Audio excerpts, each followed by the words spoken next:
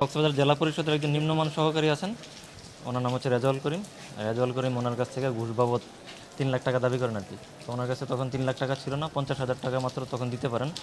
তো এটা উনি টাকাটা দেওয়ার আগে আমাদের কাছে অভিযোগটা জানাইছেন আমরা কোনো ব্যবস্থা নিতে পারবো কিনা। তো আমরা আইনগত প্রসিডিউর ব্যবস্থা নিতে পারি। তো যেই কারণে আমরা যখন উনি যেই সময় ঘুষটা দিবেন 27 তারিখে প্রায় 2টার দিকে ঘুষটা দেওয়ার কথা রেজাউল করিমের কাছে। তো ওনার কক্ষে গিয়ে ঘুষ দিবেন এটা আমাদেরকে জানান। তো আমরা এটা হাতে নাতে ধরার জন্য ওই ঘটনাস্থলে যাই, জেলা পরিষদ আমরা ওখানে যাই। হ্যাঁ, আমাদের সাথে ফাদ টিম ছিল, যে আমাদের টিম মেম্বারও এখন কিছু কিছু সাথে আছেন।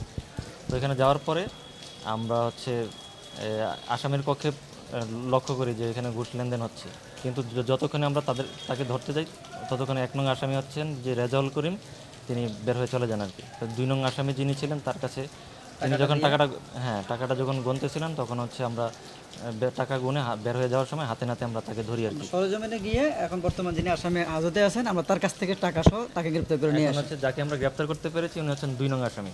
1 নং আসামি হচ্ছে পলাতক আছেন। তো পরবর্তীতে আমরা তাকে ঘটনার পরবর্তী সময় পুনরায় খোঁজ করি, খুঁজে নিয়ে জানতে পারি যে তিনি বাসায়ও নাই, এলাকা থেকে পলাতক আছেন। তো যেই কারণে আমরা তাকে দ্বিতীয়বার চেষ্টাও গ্রেপ্তার করতে পারি না। তো আমাদের গ্রেপ্তার চেষ্টা অব্যাহত থাকবে আর কি। 1 নং আসামি যে রেজাউল করিম আছেন তাকে আমরা অবশ্যই গ্রেপ্তার করব।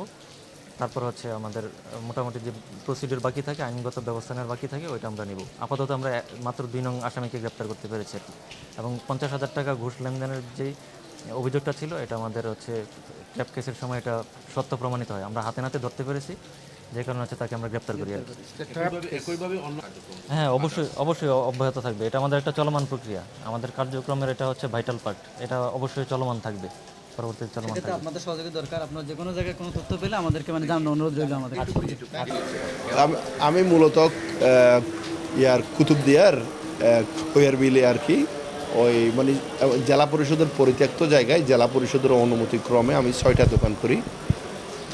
এগুলোতে একটা দোকানে আমাদের থেকে 70,000 টাকা করে চায়ের রেজাউল, 50,000 টাকা এদের জন্য, 20,000 টাকা করে স্লিপ দিবে। ওই 50,000 টাকা চিপস ইয়ার জন্য, চিপের জন্য বলছে, চিপসারের জন্য 50,000, আর ওরা ওই মানে আর 20,000 টাকা ইয়া দিবে, দোকান স্লিপ দিবে আমাদেরকে। এগুলো হচ্ছে সালামি বাবদ। এটা এখন টাকাগুলো আসলে পরিমাণ অনেক বেশি এখানে দোকানে তারা কম, এই জন্য আমি টাকাটা দিতে একটু অপারগতা প্রকাশ করি,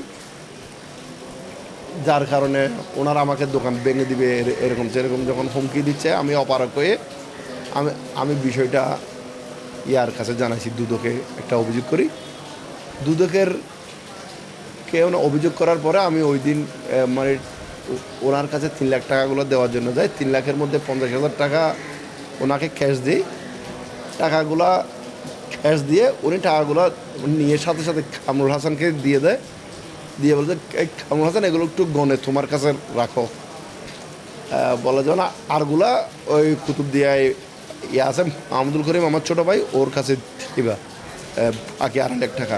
2.5 লাখ টাকা এগুলো দিয়ে সন্ধ্যার পরে এসে তুমি আমার কাছ থেকে কাগজপত্রগুলো নিয়ে যাবে। এখন সিপসার নাই, সিপসার আসবে, আসলে তুমি কাগজপত্রগুলো